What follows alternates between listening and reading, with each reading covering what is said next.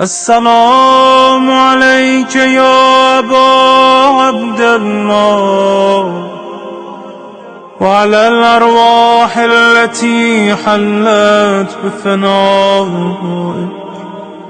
عليك مني سلام الله أبدا ما بقيت وبقي الليل والنهار، ولا جعله الله آخر العهد مني لزيارتكم.